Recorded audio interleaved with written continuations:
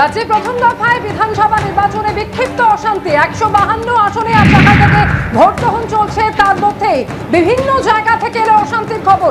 দুবরাজপুরে ছবি রাখবো আপনাদের সামনে, যেখানে কেন্দ্রীয় বাহিনীর জওয়ানরা আক্রান্ত হলেন এবং তাদের উপর ইট বৃষ্টি করা হলো। 6 জন আহত হয়েছেন এই ঘটনায়।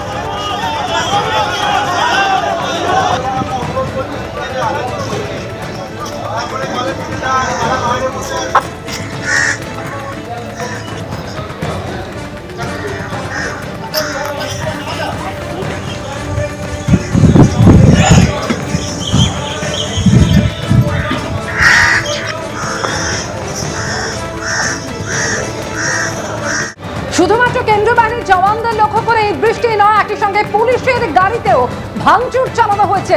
এখন কি অবস্থা সরাসরি জানবো, প্রতিনিধি ভাস্কর মুখোপাধ্যায় রয়েছেন আমাদের সঙ্গে। ভাস্কর, কি অবস্থা এখন এলাকার এবং যারা এভাবে এই বৃষ্টি করলো, কোনো ব্যবস্থা কি নেওয়া হয়েছে তাদের বিরুদ্ধে?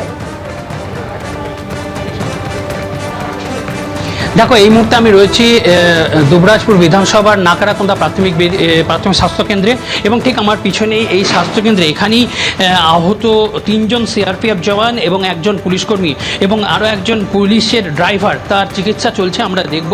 এবং যেটা জানা যাচ্ছে মূলত পাথর এবং ইট ছোড়ার জন্যই এনারা আহত হয়েছে। এই মুহূর্তে দেখতে পাচ্ছি 1 জন পুলিশকর্মী রয়েছে, 1 জন ড্রাইভার রয়েছে, তারা পাশাপাশি রয়েছেন, তারা ইনজিউরি হয়েছেন এবং ঢিল ছোড়া এবং পাথর ছোড়ার জন্য, ইট ছোড়ার জন্যই তারা ইনজিউরি হয়েছেন। এবং এখানে রয়েছেন সিআরপিএফ জওয়ানরা রয়েছেন। এই যেমন একজন সিআরপিএফ জওয়ান আমরা দেখব যে তার মুখে আঘাত লেগেছে এবং তার যেটা জানতে পারছি এখানকার হাসপাতাল সূত্রে যে তার এক্সরে প্রয়োজন হচ্ছে, তাই তাকে সিউড়ি সদর হাসপাতালে কিছুক্ষণের মধ্যে পাঠানো হবে। আর একজন জওয়ান এখানে দাঁড়িয়ে আছেন, তার হাতে ইনজিউরি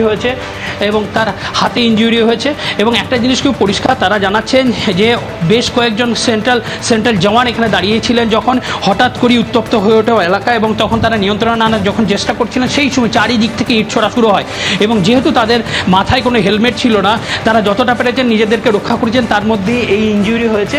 এবং শুধু সেন্ট্রাল ফোর্স শুধু ইনজিউরি হয়নি, পুলিশকর্মী যারা ছিলেন ওখানে এবং ঘটনাস্থলে যারা মোতায়েন ছিলেন তারা ইনজিউরি হয়েছে। আমরা দেখতে পাচ্ছি পুলিশকর্মীর হাতে লেগেছে, তার হাতের বিভিন্ন অংশে লেগেছে। একইভাবে যিনি ড্রাইভার ছিলেন, অর্থাৎ গাড়িতে যে ভাঙচুর চালানো হয়েছিল সেই ড্রাইভার, তিনিও ইনজিউরি হয়েছেন এখানে আমরা দেখতে পাচ্ছি। একটা জিনিস খুব পরিষ্কার যে এখানকার গ্রামবাসীদের একটা অংশের অভিযোগ ছিল যে এখানে যে তারা ভোট দিচ্ছেন, একটা দলকে ভোট দিচ্ছেন কিন্তু অন্য দলে গিয়ে ভোট করছে, এই অভিযোগ তারা তুলেছিলেন। এবং তারপরে এলাকা উত্তপ্ত হয়ে ওঠে এবং সিআরপিএফের যারা জওয়ান ছিলেন তাছাড়া অতিরিক্ত সিআরপিএফ জওয়ান সেখানে পাঠানো হয় এবং পরিস্থিতি নিয়ন্ত্রণের চেষ্টা করা হয়।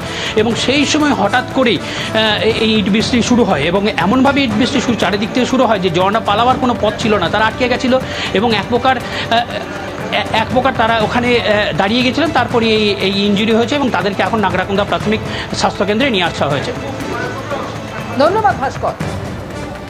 অর্থাৎ দুবরাজপুরে একদিকে কেন্দ্রীয় বাহিনীকে লক্ষ্য করে ইট বৃষ্টি, আহত হয়েছেন কেন্দ্রীয় বাহিনীর জওয়ানরা। এর পাশাপাশি দুবরাজপুর পুরসভার 6 নম্বর ওয়ার্ডের ঘটনা আপনাদের সামনে রাখছি।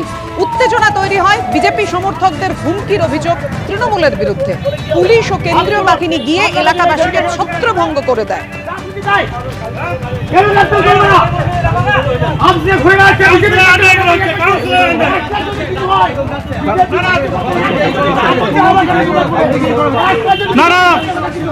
সাধারণ ভোটারে যদি কিছু হয়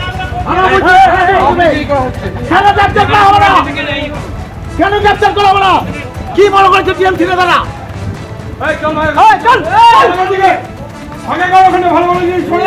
এবিপি আনন্দ, এগিয়ে থাকে, এগিয়ে রাখে।